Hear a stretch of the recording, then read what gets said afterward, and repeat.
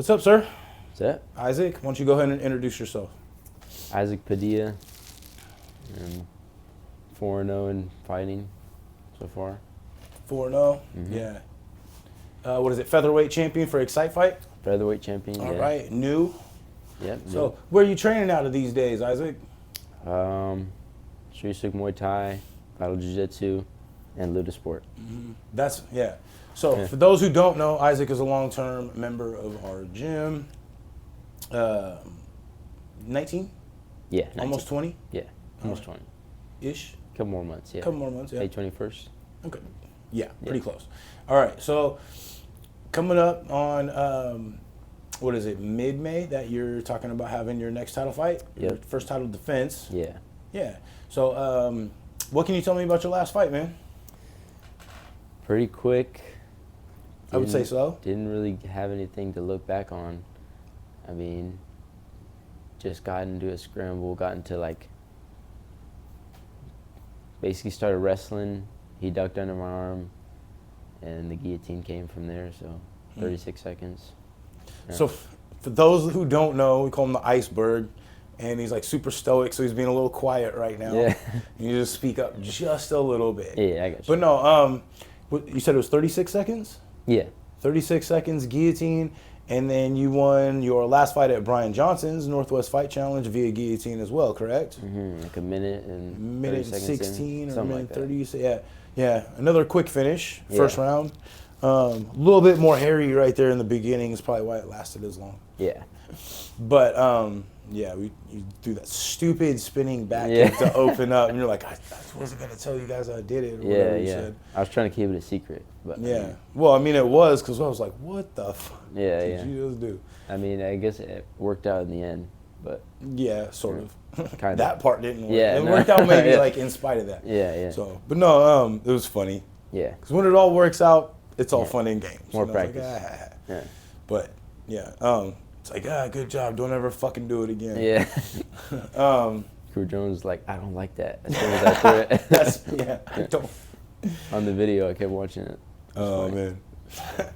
Well, that was a lot of fun that night. I was not able to be at your last fight. I was up at the Koga show, something I committed to specifically for the mouth guards and stuff. Yeah. Well before, because I remember we were kind of going back and forth whether or not the title fight was going to happen. This last one with, I can't remember his first name, but I know he was one of the Hollenbecks. Caden? Yeah, Caden. Yeah. So definitely I can't remember the stipulations exactly, but there was like we don't know if this is going to happen or don't know. Yes, no, maybe so. So that's kind of where that came from. But pulled out the win pretty quick. And we were talking about on the way over here that now you're going to have a target on your back. Yeah. Anybody, young man, maybe a couple quick finishes, maybe, I'd be prepared mentally if I was in your state for somebody to be coming to test me. Yeah. I do want to say real quick, I was sick over the weekend, or actually since like last Wednesday, but fine now, but still have that little tickle in the throat. He was like poking at me, so I got a couple drinks to tide that over. Yeah. So how was training camp? Training camp was good. I did a lot of conditioning at Luda Sport, and then obviously a lot of pads at Vital. So yeah, other than that, just hitting the YMCA, getting lifts in. I need to start hitting more lifts too, because I know there's some strong dudes at 45. So. Yeah. Excuse me. Yeah, you got some grown-sized men. Yeah, over there, yeah. 45, and I don't know.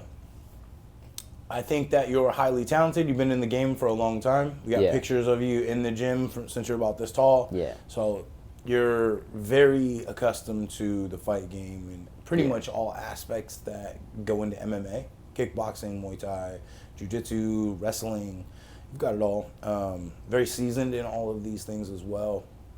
Coming up under us, we have a little bit of a reputation for going kind of hard. We were talking about that.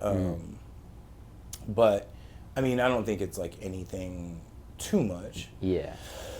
Excuse me. There are other gyms out there that go hard or perhaps harder.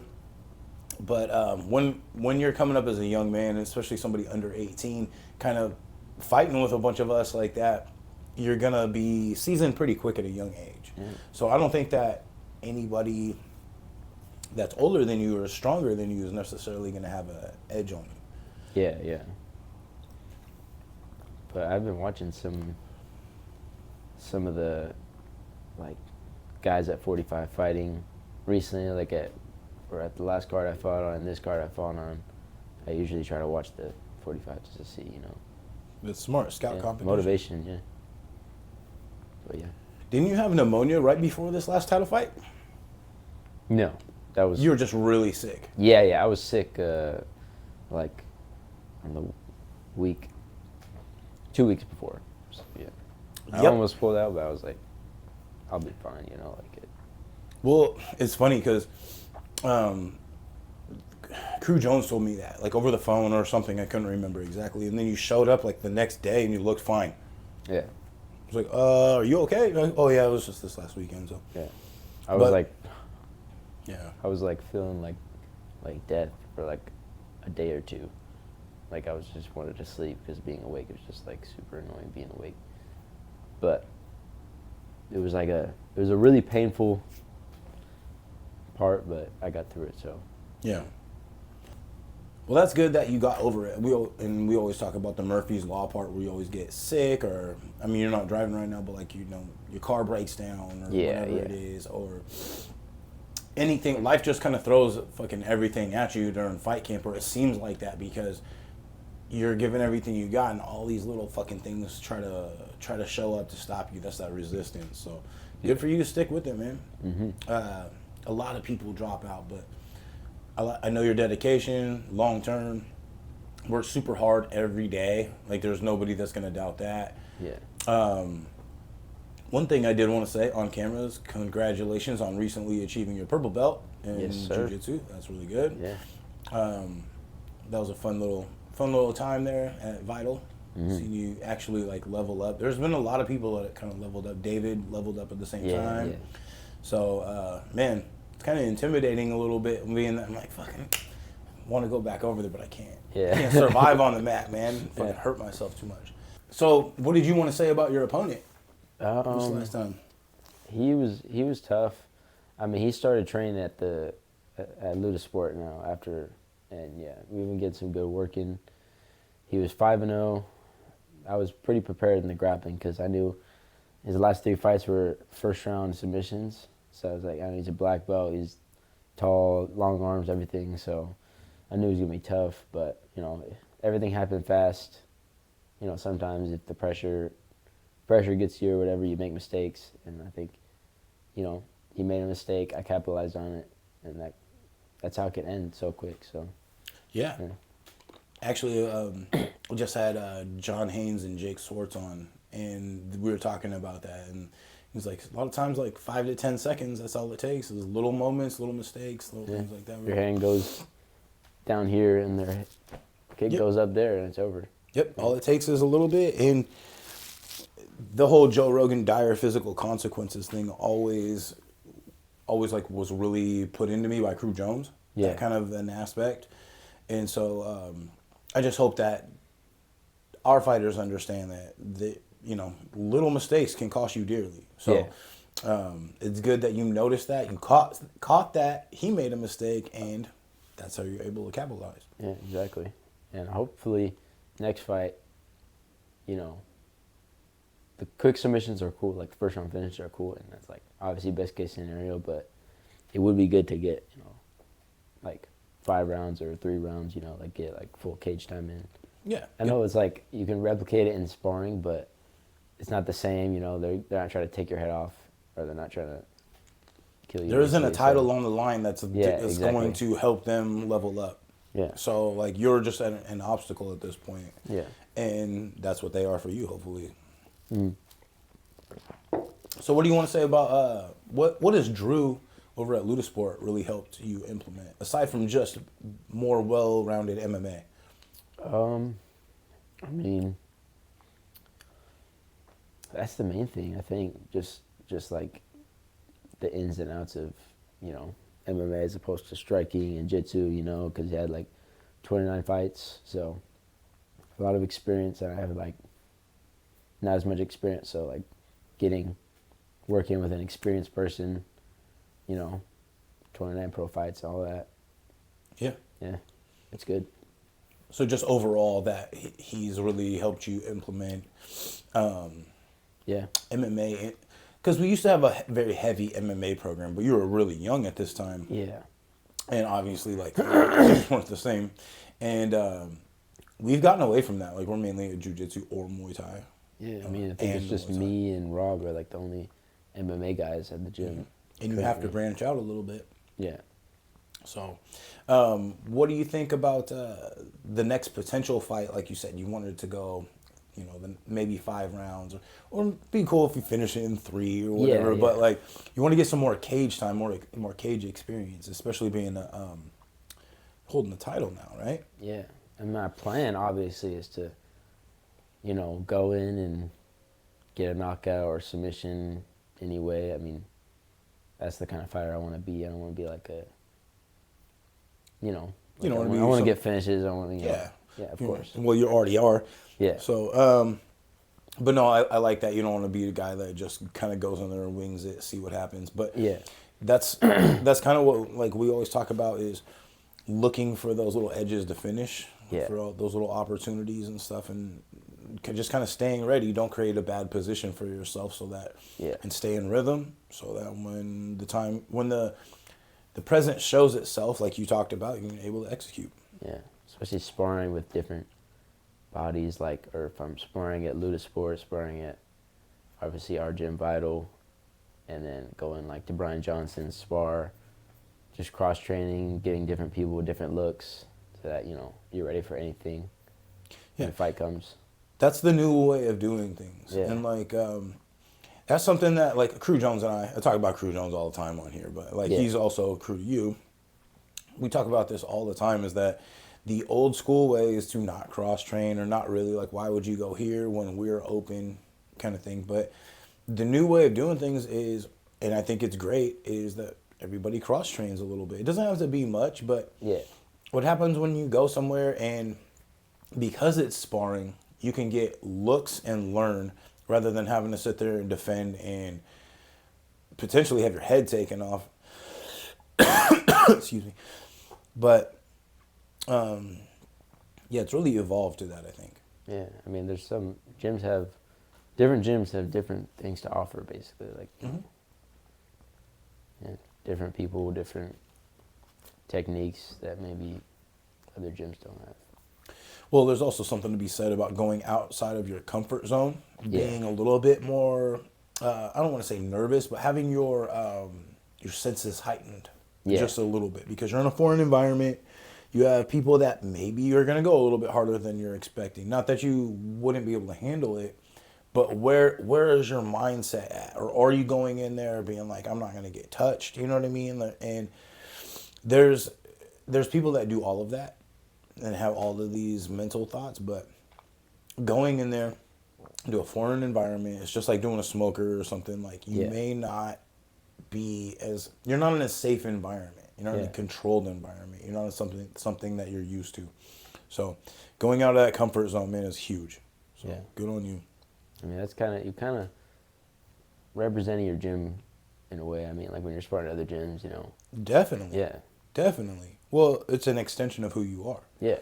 And a lot of times, they're going to recognize the gym before they recognize who you are. Maybe not at this state, but in the beginning, when you start cross training, like, you go somewhere and they're like, oh, that's this gym, or that's that gym, maybe, or that's a guy from that gym, or whatever it is, or girl, and it's important that, I think it's important that we kind of do that for each other. Like, we kind of go in there and, getting back to cross training in general at other gyms, it's important that we kind of go in there and, like you said, represent ourselves, represent our gym, and then come away with hopefully some new friends or some new people in our community. Yeah, exactly.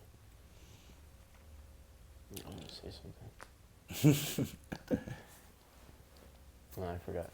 So, training over at Luda Sport, I want to dig into this a little bit. What can you say that has helped you, and what have you brought back to Vital Jiu-Jitsu that has been working for you that you've learned there? Doesn't have to be too specific so that you don't give away fight details. What Yeah, yeah. because you're gonna have to have a title defense here coming up. But Yeah. what do you think? Yeah, I guess maybe mixing things up, like that's kind of, we don't do a lot of, MMA sparring at Vital, obviously, but, mixing things up, kind of clinching too, like that's what Drew has been over, like, mixing in the knees when you're in the clinch, like quick knees, boom. Mm-hmm. And, more variety in striking and stuff like that. Yeah. Okay. Yeah, that's a good point. I definitely see some of the older patterns that you used to do, a lot of like 2-5s, 2-5-2s, and get kind of stuck in position at times. And Yeah. You've really polished in a lot of ways, especially in the last like 4 to 6 months. You see, especially in your striking. Again, I don't do jiu-jitsu particularly, but I can definitely see the refinement in your striking. Mm-hmm. You don't pause. You don't admire your punches anymore. Yeah. That was those little habits that we're like constantly trying to beat ourselves out of. Sometimes, again, back to cross training. Sometimes you go to another gym, and they're like, "Oh, you're doing this, and this is why I was catching you," or whatever, and you're like, "Fuck." You're just a secondary person to strengthen that argument. You're like, I really got to get better at that because somebody else is also poking in my game, not somebody that sees me every day and can see all the little flaws. Yeah, even like when I'm sparring and somebody gets the better of me, or somebody whoops me up. Obviously, like one whoops me up, but like when that happens, obviously I'm not gonna take it to heart. Like it happens, but like just think about why it happened, why they got the better of you. Just trying to fix whatever happened. Maybe it was maybe you weren't checking kicks as well, Yeah. But not like trying to win sparring, But like, Yeah. Yeah. Well, that's a key to development, and having that like analytics already getting started. A lot of people don't do that. Like, so I mean, it does kind of show that you're high level, even if you're only 19. Yeah. A lot of people are gonna hear that and think underdeveloped or something like that. This young man has been in this sport for a very long time in every aspect that you're gonna get from MMA. So one thing I do really like is what you just said is if you're getting beat in sparring, and it could be tough, it could be, we can do some tough rounds, but to not take it to heart and to sit there and be like, what am I doing wrong? What could I do better? Because there's always something, and being that there's so many different avenues, offense, defense, specific techniques, combos, whatever it is, so much to always refine. You're never going to have enough time to be perfect. Yeah. And everybody else is refining too. So I really like that. Don't take it to heart. What would you say? A lot of the gym members are going to listen to this. Not only at our gym, but hopefully Luda Sport too. Shout out to Drew and everybody over there. What would you want to say to maybe some people that are getting started in our gym or in their gym, or it doesn't matter what age, maybe 19, maybe 14, maybe 8 years old. What would you want to say to somebody that you can bring your experience to? I'd probably say just put a lot of time in, and like know if you're really planning on being all in, like if you're really dedicated, like you want to get better seriously, like from our gym, Jacob, like I always see him doing like extra drills. Like he doesn't spar, but he's always doing like extra work. So like doing that type of stuff, if you're super new, getting that technique, like really polishing your technique, then you can focus on other stuff. Like that's kind of what I did. Like I watched my past 2 fights back, like, my technique wasn't as good as it is now. I just focused on that. And then, yeah, I think just basically just putting a bunch of time in, like, even if you're not sparring, or if you're not, obviously there yet, like where you're sparring and you're cross training, but just Just kind of getting your feet Yeah. wet, getting your focusing feet on under whatever you. you need to focus on. Like if you're super new, focusing on technique. Once you start feeling confident in your technique, focus on sparring and like implementing that technique. Maybe Just not, like, don't do too much too fast. Kind yeah, of thing. yeah. Like don't try to do all of it at once. Like ease into it, Yeah, I definitely would agree with that. And that was not the way. Well, I guess I was kind of taught that way. So before I ever got started sparring, I was working out with Crew Jones and Taki and everybody in the mornings at LA Fitness for a long time. So they had me in like fight shape Yeah. by the time that came in. So like maybe the technique wasn't there, but my cardio was high enough to where I wouldn't be that person that's just dead and taking unnecessary damage. You know what I mean? I take unnecessary damage because I'm stupid or making mistakes. Yeah. Especially technique-wise with a bunch of experienced fighters. But I think that's a good approach, man. Like, like what you said, focus. Like, put the time in, not just being at the gym, but put in the time drilling, put in the time refining your techniques. And a big part of what I'll say for our last smoker this at West Coast on the 7th. Yeah. We did a good job again. We have a couple questions for some of our fighters and some of the people developing. Is like, where's your heart at? Is your heart, and it's not like you don't have the heart to get in there, you don't have the heart to fight, but where's your heart at when it comes to time to train hard, when time to run those stairs, time to run sprints where you're gonna be dead, you're gonna be gassed, you're gonna be sore, it's not gonna be fun. Where's your heart at to get those things done? Because one of our students, I'm not gonna name any names, but a lot of talk and a lot of like I'm doing this, I'm doing that, but not really. You know what I mean? It was like a lot of lack of delivery, and I don't want to see that from our fighters. Yeah. Like I don't want to see you not committed to a fight that you asked us for, and that's something that you are direct. You're the direct opposite of that. You're as committed as could be when it comes to this, and I think that's the big formula. And being that you're 19. Elite FC? That's the name of the title? That was the fight? Excite Fight? Excite Fight. Elite FC. There's so many fucking promotions. My brain's like a big stew of fucking fight shit. Yeah. So, if I get my names mixed. Anyway, to be a featherweight champion of a high-level promotion, amateur, I'm going to make that differentiation, but discipline. I don't think that you would have gotten there or even close without the level of discipline that you've had. Yeah. And when it comes to that, you see, like your mom is always, thank you, Rebecca. She's always very adamant to thank everybody for the fact that you're kind of, I won't say raised in the gym, but you get a lot of influence from that culture. Mm-hmm. And a lot of people would think it's like a tough guy, egotistic, machismo fucking thing. And it does have elements of that. It does have a jock culture. It does have a gym culture, locker room culture at times. But for the most part, we talk about ourselves like a family. We're like your mom's like the team mom, basically, right? And you guys are like the team kids, you and your brother, you know. Yeah. So I always make the joke that you guys are like Mario and Luigi. Yeah. Just because, well, for a little bit, you I don't know if you got taller or if you're just catching up to Carlos, but you used to be a little bit shorter. So that's where the Mario and Luigi, and I had a video of you guys doing clinch one day, and it just clicked. Still am. He's taller than me. But he's also got a lot small. Like Carlos has lost a lot of weight. Yeah, for sure. I was like, he used to be like 230. That's the highest he's ever gone, I think. Yeah. Now he's like 200. So. But again, he dedicated himself back to the gym. Where he was like, kind of just half in it. He does joke around a little too much when he's with Julian. Yeah, it's his buddy. But man, SpongeBob and Patrick, those two. Hey, I'm sorry, I gotta clip that one. Yeah.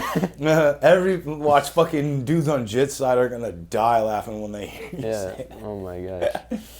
But anyway, SpongeBob and Patrick, that's fucking great.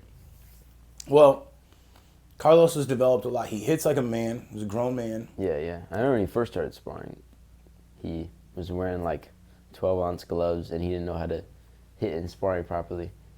So I was like, damn, Carlos, like, all right. Swinging hard. I think that's another thing, like, that people rush into sparring too fast. So I'm like, even me, like, when I was back, I was wearing 12-ounce gloves, and you don't know how to spar properly, and you just go too hard, like, you don't know how to You don't know how to spar, ride the basically. like. Yeah.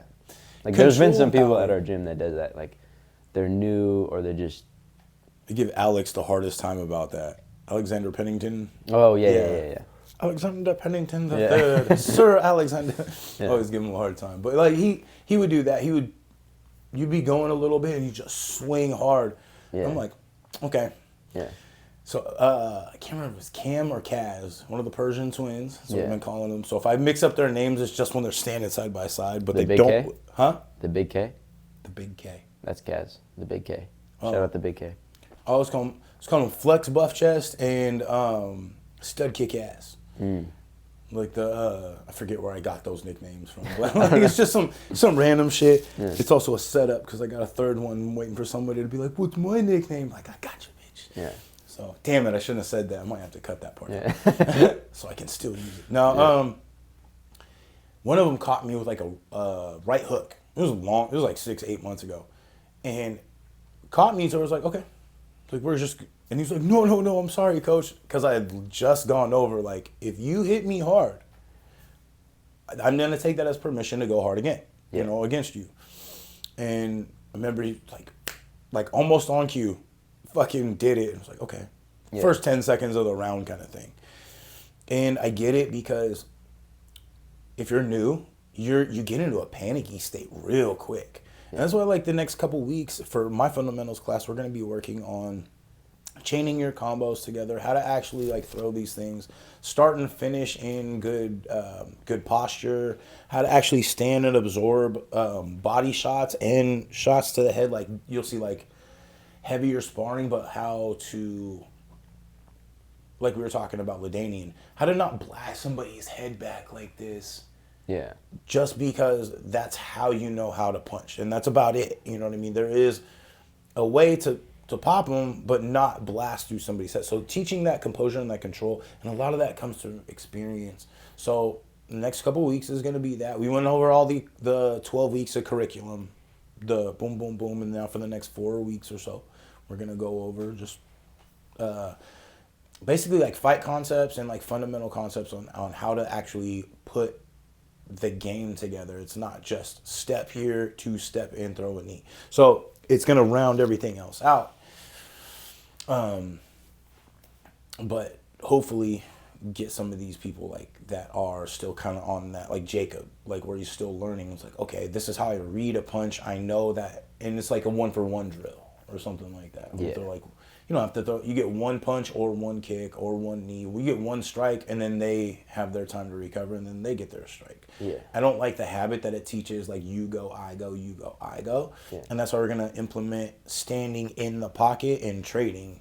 And then about the last like 15 minutes of class, you're going to get the freestyle. Yeah. So it's like, if you're not adamant about how you're training now, and then at the end is going to be our test. You know what I mean? Like our realism.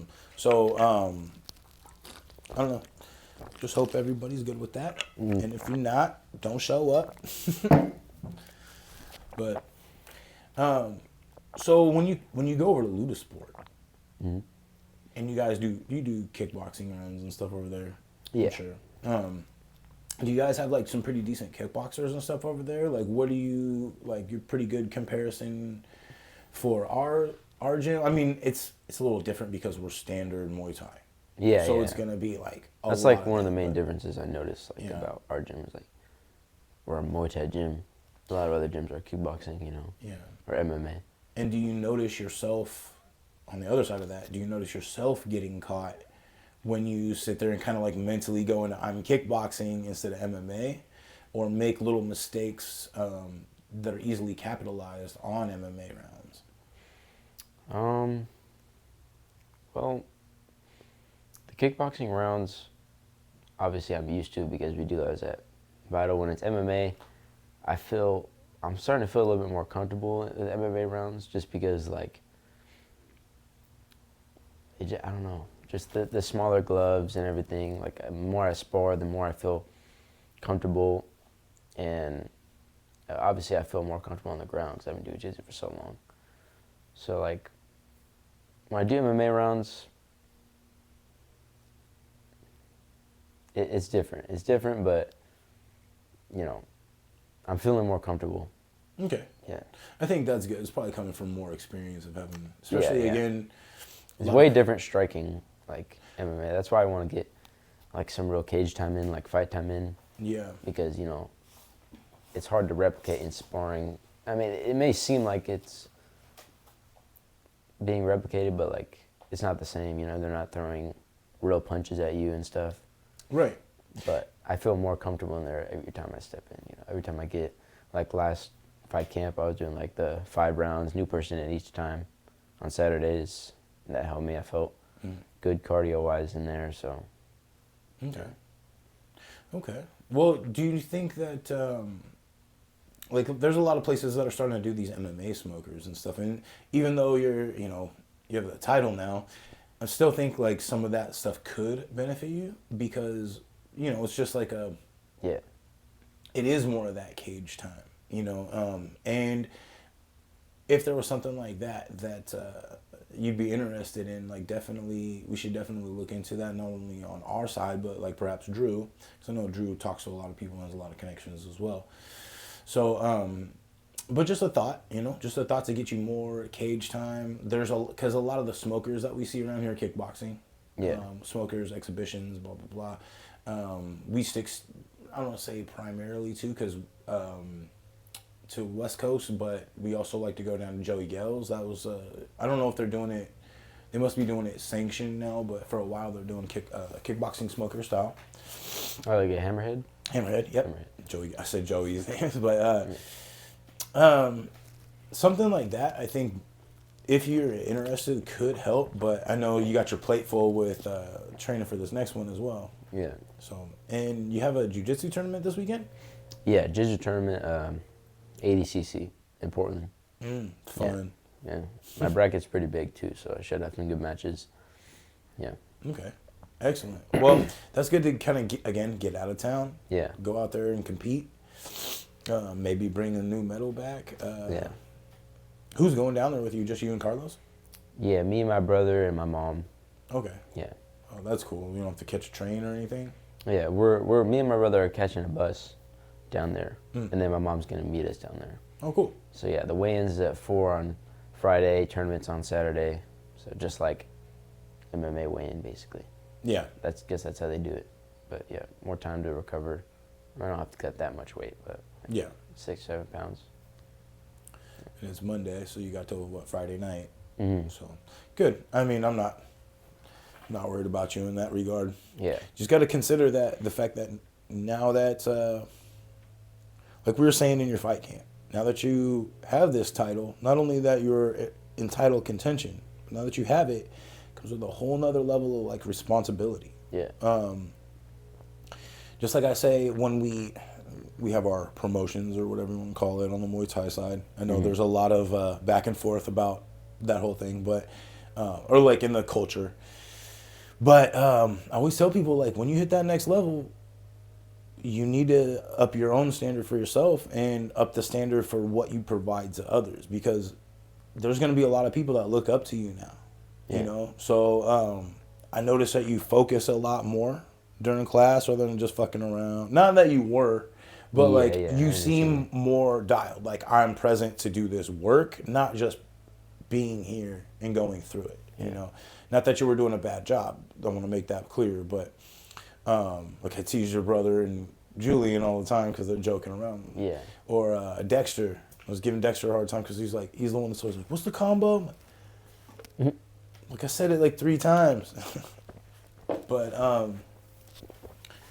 no, I mean, and I think that paying attention really pays off because you can monitor yourself on good reps versus bad reps. Talk about that all the time.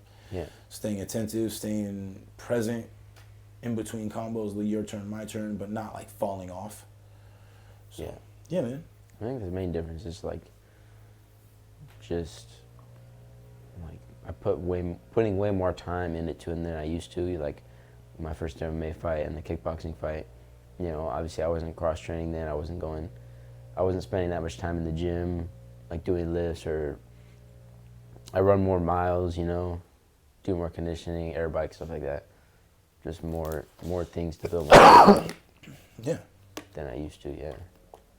Well, again, if you like you said earlier, if you're gonna take this seriously, you have to put in those work on the back end. Yeah. Just showing up to the gym is great, like you said, getting in your mat time and stuff. But there's what happens outside of the gym, what happens outside of work, normal training hours, and like you Floyd have, Mayweather, he was like, if you want to be the best, you got to work overtime. So, yeah, yeah. and count like a lot of people look at it as like, where is this directly gonna pay off? Like a one for one thing.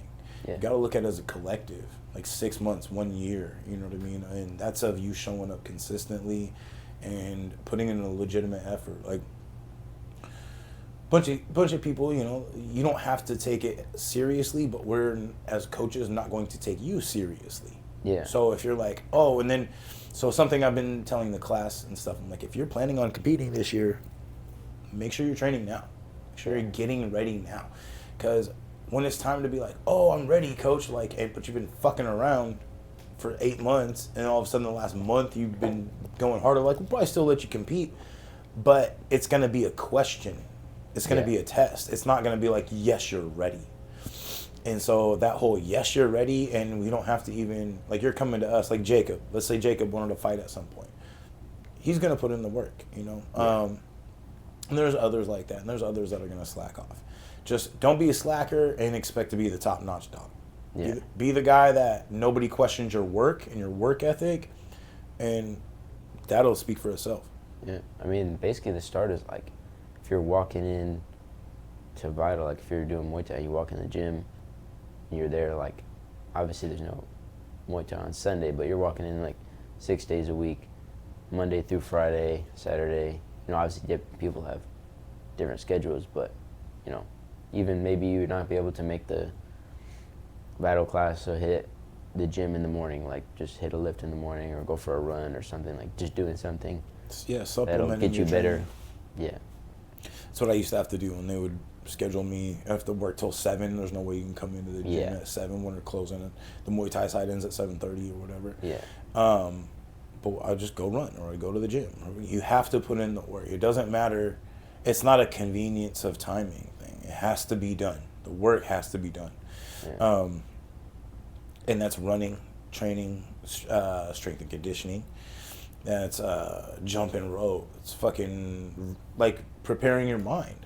The air bike and stuff. I got one right there. You know, like doing your lifts, and that's all outside of your mat time. All outside of Muay Thai or wrestling or kickboxing or boxing or just MMA. That's skill training. That's skill craft. Yeah. That's not conditioning yourself for that skill. Yeah. I mean, even like the small things like that are like you use them to work up to MMA, but like I've gotten way better at jump rope. Like I used to not be able to even do it. Yeah, and I'm run a way faster mile than I used to. Not even faster, but just like I can run more miles without it's more efficient. Getting tired, more efficiently. And my cardio's gotten way better. My cardio was like when I look back on my first MMA fight, like I was like dead. Like I was like dead after 3 rounds, and now I feel confident like I can go 5 rounds. And like, yeah, I feel like that's actually a pretty normal evolution though, because yeah. Now, tell me your experience in this, but most of my experience and what I've seen is when you first get in there, there's no training for that adrenaline and all that stuff. Like you're gonna be zapped after 3 rounds, no matter how hard you train. And like your zapped might be different than somebody who's not training at all zapped, or it will be, but you're still gonna be worked. Yeah. Like I remember my first time at West Coast. I think they made us do fucking 5-minute round or something, like 5 and a 4. I can't remember, because it used to be like longer, like crazy shit. And they're like, we're gonna knock this one out. Like if you guys actually want to fight, but it was something weird. Long time ago, and then I just remember again, I was training hard as fuck, but especially cardio wise, they had me prime like athlete style before I was like good at technique specifically. Yeah. But I was still just dead, just dog shit. And then couple go by. Plus it's kickboxing. It's like it's a little different. There's no way to stall. You're always moving. You're always getting punched. I remember when we used to do like a lot of MMA training. it would suck because I'd have to hold on to a fucking big ass dude, like when we do wall work and shit, like holding on to Rob or something. It's not fun. It tires you out. But it was different than having to fucking move as fast as you can. Like, it was just different. It's not like necessarily better or worse, but it was either way it was tough. Yeah.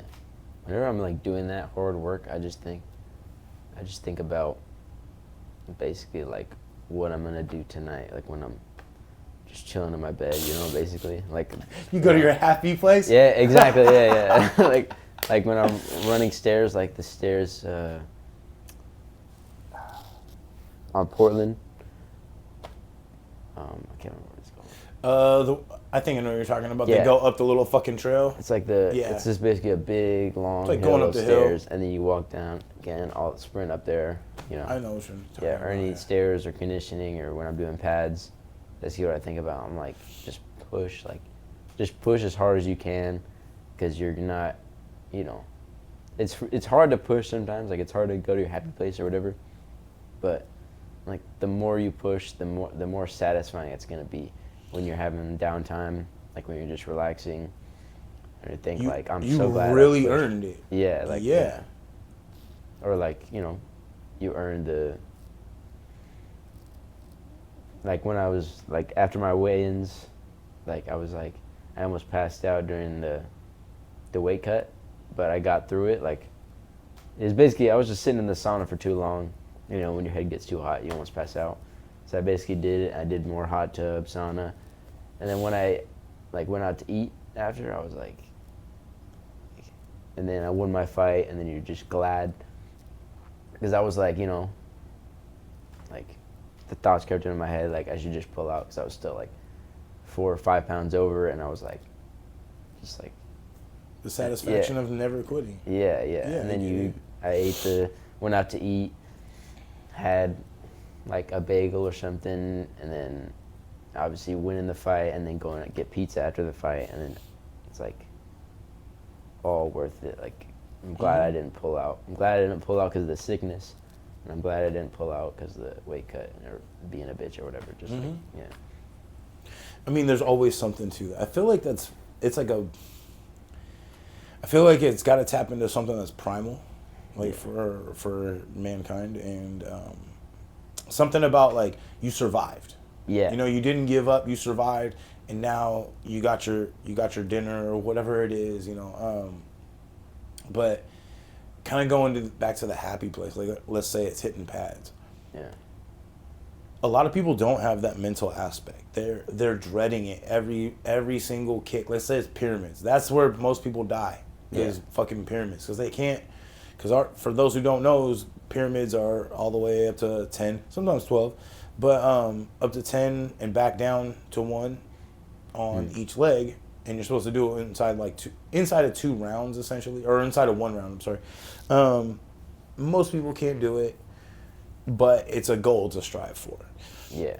Most people, they sit there and like, fuck, this is so hard, and then they'll fall back to focusing on how hard it is, rather than, again, just mentally projecting yourself, or mentally telling yourself it's not that bad, or doing something to or just, what is the word I'm fucking, just strengthen what you're trying to do, and strengthen that positive mindset, like reinforce your mindset. Yeah. And like I get to do pads, you know, like, or you know, it sucks obviously, but or just, you know, just mentally check out of the fact that it hurts. Like your job is this is what I used to do. My job is to throw whatever Crew Jones tells me to throw at that time. So my goal got to be to throw it and respond as fast, as quick, or as fast and strong as possible.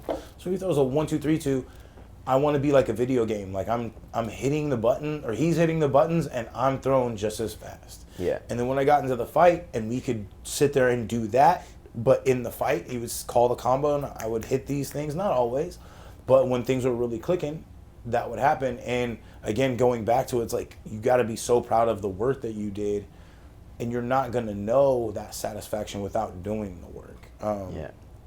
But try not to dread it. In those moments, like it's probably like a precursor in your mind that I chose to do this, right? Like I could quit this. I could You can be in the middle of pyramids and quit and grab your gear and walk out and never do this again.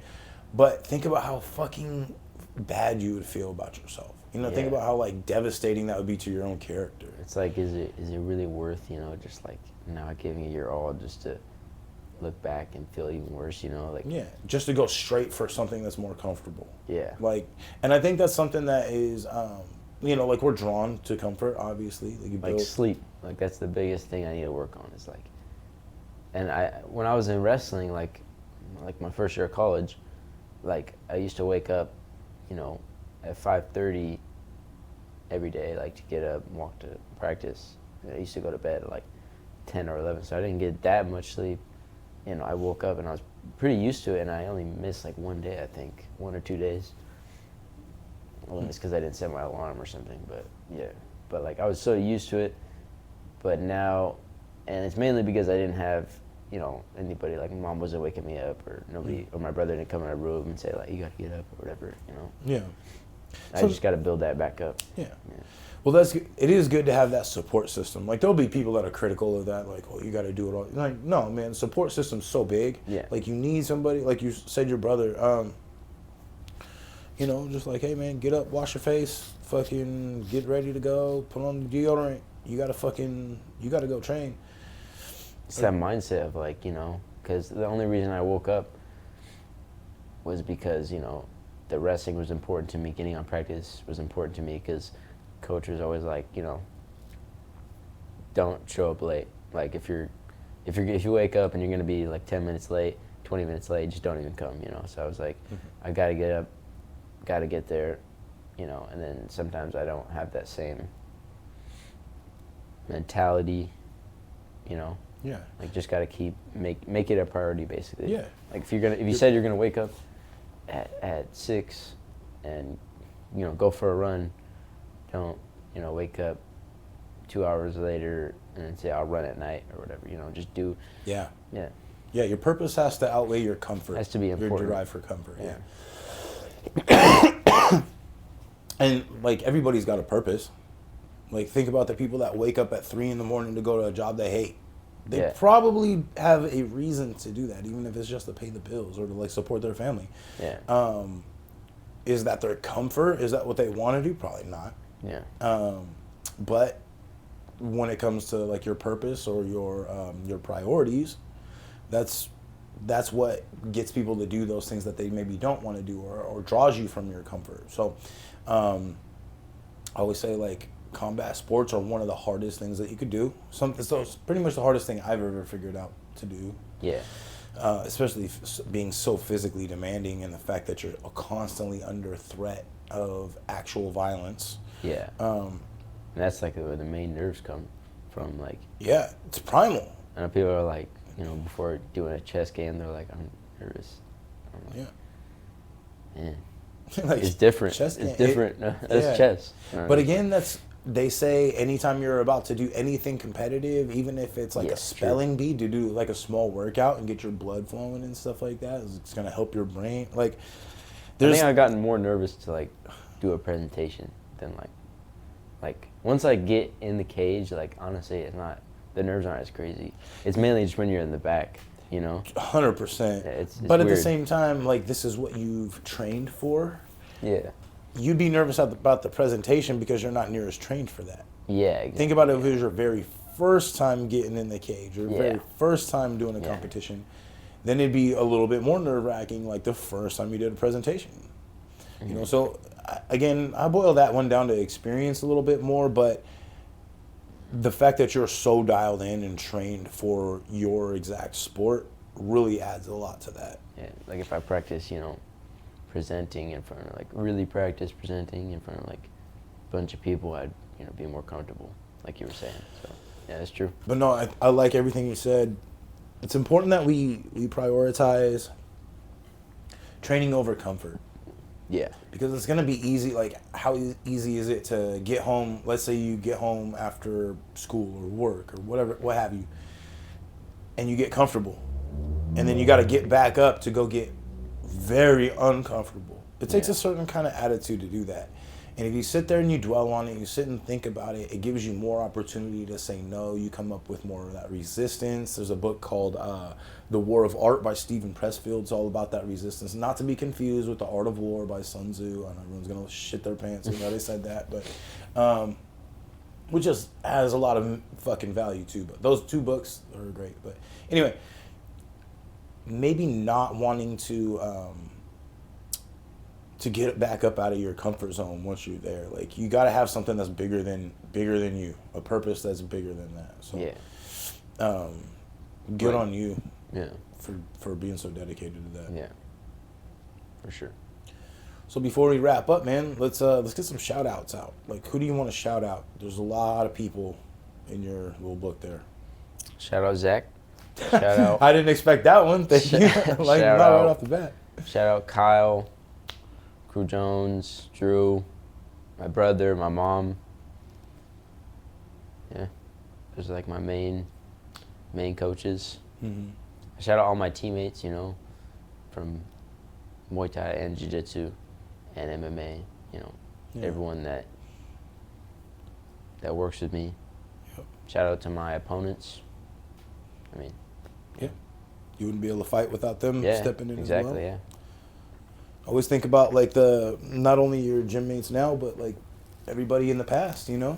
Yeah, you exactly. got a lot of people being in the gym for so long, a lot of influences. You think back to, like, Garrett, Sergio, Jimmy, you know, like that whole fight era and stuff like that. You got Ollie too. Ollie, like, was like basically got me into MMA, kind of like my first MMA coach, basically. So yeah, that's good. I'm glad you said Ollie. Yeah, you know. Yeah, well, thank you. Don't forget Master Sauhin. Yeah, shout out Sauhin. Yeah. Shout out Coach Juan. Mm-hmm. There you go, Coach Juan. Crew Juan, yeah. Crew Just fought in Cambodia, lost a tough decision. Yeah. Usually they don't fly you out of country or even out of state to be the big dog, big winner. So if you watch the fight, you know, you could definitely see where there's some calls that would favor the hometown hero, especially flying to Cambodia. It's a tough fight. So shout out to Crew Jackson. So hopefully he watches. Yeah, you know, watch the fight. Yeah, it's a good fight. We were all, I mean, I was messaging a bunch of people and we were up early watching it. So yeah, I mean, I guess it was like 8 in the morning or something like that. But yeah, anybody else? Shout out my friends, my dad. Basically anyone in my family, and they show support. You know, anyone that showed me support. You know, everyone that was at my fight specifically. That was like, you know, went out of their way, bought a ticket, you know, watched it, ate pizza with me after it. So yeah, it was cool. Yeah, man. Yeah. That's great.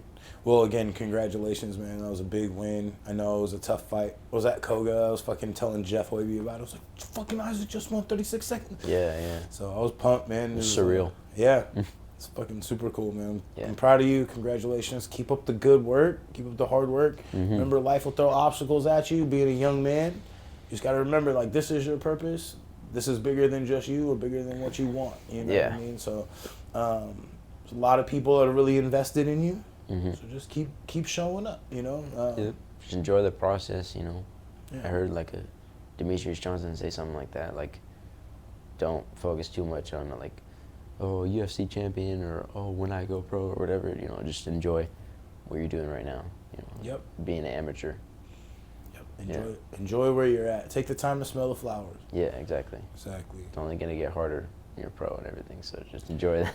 There's enough to worry about. Like, take your time and be appreciative. Soak it up. Yeah. You know, soak up this moment with that title belt. You know what I mean? Yeah.